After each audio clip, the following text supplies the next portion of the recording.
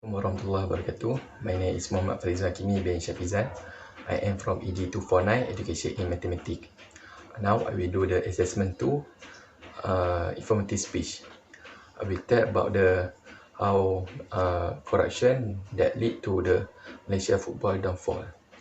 Okay, firstly, what is corruption? Corruption, as defined by the World Bank, is a form of dishonesty or criminal offence undertaken by a person or organisation entrusted with a position of authority to acquire illicit benefit or abuse power for one's private gain.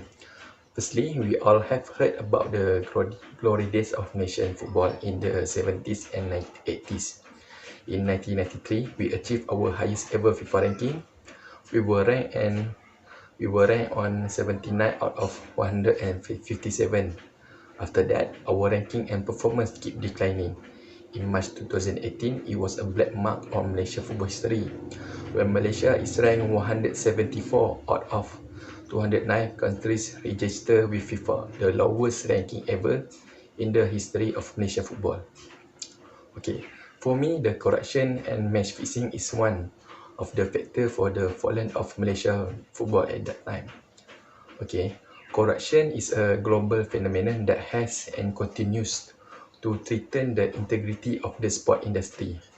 In Malaysia football, the football industry is one of the industries that has been badly affected as a result of corruption crimes.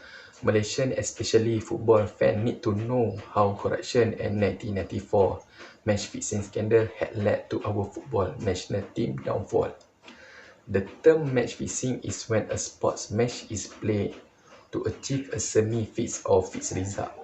For example, someone tests a footballer to make sure his next match and in a draw game.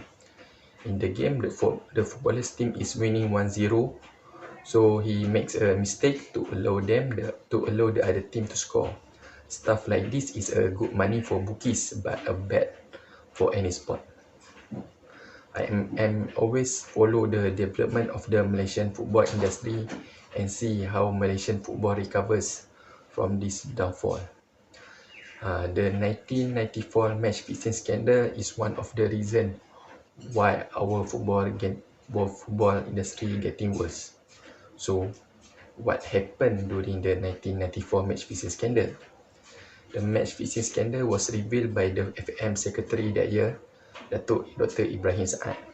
That year, he went to a Malaysian League match involving the Penang team.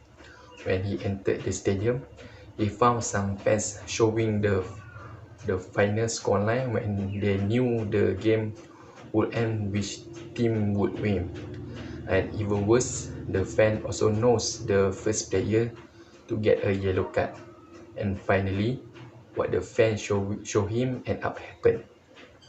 So after the match, he was moved to report to the police and anti-corruption body SPRM to investigate the football team under FM. And it was reported that among the players suspended, a number of them were among Malaysia's best. And other than that, 21 players and coaches were sacked, 58 players suspended, and 126 players questioned over the corruption involving match fixing. It was totally a huge number and became the worst scandal that happened in Malaysia's football industry. So, what the effects toward national team and Malaysia's football industry? Firstly, our country lost some talented players. Among the players our country lost is Azizul Abu Hanifah, Malan Marjan, P. Rabindran, Raymond Raghunathan. And for your information, Malan Marjan is one of the Malaysia legend and he is the one that scored 2 goals against England in friendly football match. For me, it is very detrimental since we lost a player that very talented and can give something for our country. Due to this scandal, there are several teams that were severely affected, including such as Selangor and Perak team.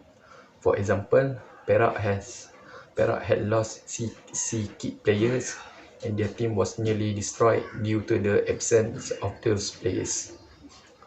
due to the loss of these players, our national team also experienced a sharp drop in performance. This can be seen when our country ranking dropped from top 100 to 174. As a football fan, it's a very disappointing because our team is the best team in Asia, but due to the corruption, our team is getting worse. And recently, FM, our Malaysia Football Organization, the ban of 84 players that was condemned by many people.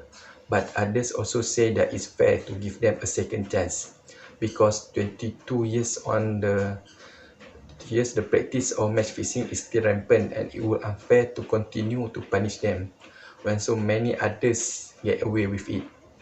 So in a conclusion, to fix this problem is not easy, and what we can do is educate people. I think people in the football scene should be educated on values and ethics, and we need to give harsh punishment for anyone involved in match fixing. Other than that, I think we need to combat match fixing together with fans and players, because at the end of the day, the ones that are taken advantage of the most is not the players or coaches or officials, but the fans who love this sport. That's all from me. Thank you.